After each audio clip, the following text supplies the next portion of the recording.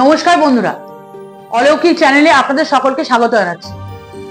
প্রত্যেকবারের মতো এবারেও আমি চলে এসেছি একটা নতুন টপিক নিয়ে। আজকেও আমার বিষয় আধ্যাত্মিক বিষয় নিয়ে আমি আজকে আলোচনা করব। আগের এপিসোডগুলো দেখলে আপনারা বুঝতে পারবেন যে আমি কি আলোচনা করেছিলাম।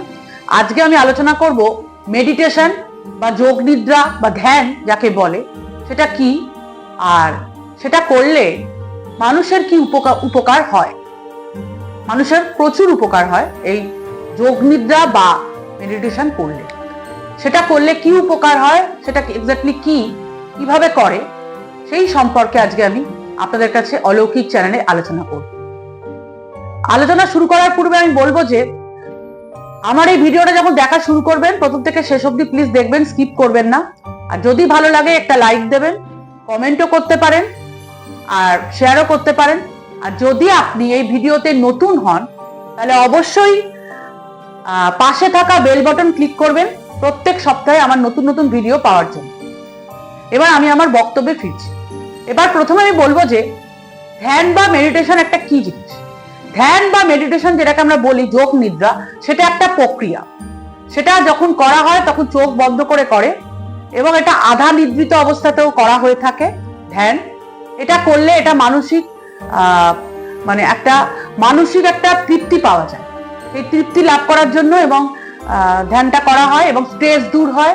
মানুষের মনে যে অশান্ত থাকে সেটা শান্ত হয়ে যায়, বিচলিত হয় না। এই সমস্ত করে করা হয় এই ধ্যান। এবার বলবো যে এই ধ্যান বা মেডিটেশন আর কিরকম ভাবে কিভাবে করা যেতে পারে।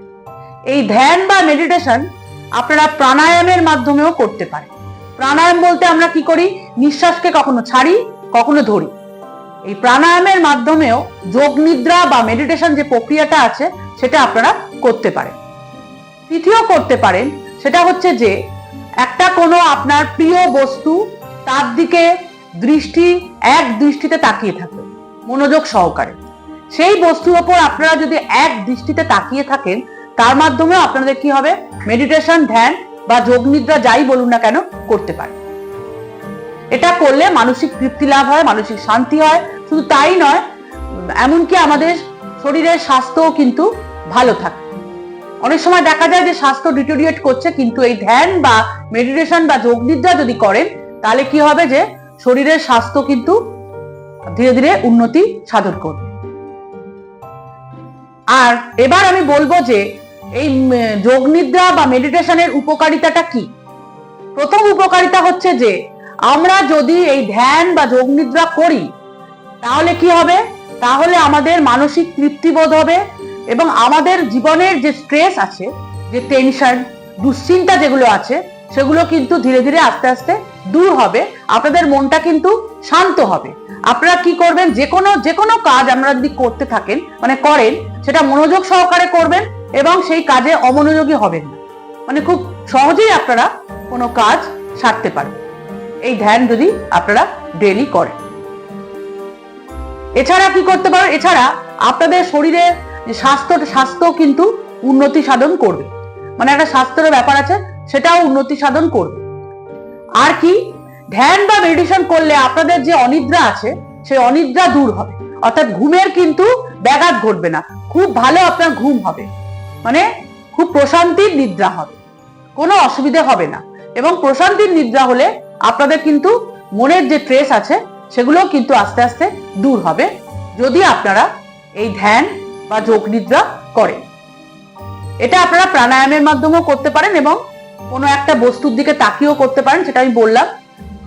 আর হচ্ছে যে এই যোগ নিদ্রা বা ধ্যান যদি করেন তাহলে কিন্তু আপনাদের যে দৃষ্টিশক্তি আছে সেটাও কিন্তু আস্তে আস্তে, দৃষ্টিশক্তি যদি কারো দুর্বল হয়, এই ধ্যান করলে কিন্তু দৃষ্টিশক্তি আপনাদের খুব তীব্র হবে এবং আপনারা চোখে দেখতে পাবেন, চোখের কোনো সমস্যা থাকবে না।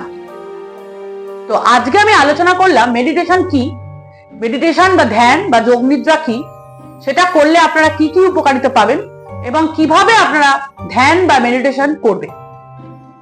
আমার বক্তব্য আজকে আমি এখানেই শেষ করছি। পরবর্তী পর্বে চোখ রাখবেন, আমি আরো অন্যান্য ইন্টারেস্টিং ভিডিও নিয়ে আসবো। আশা করি আপনারা সবাই ভালো থাকবেন। নমস্কার।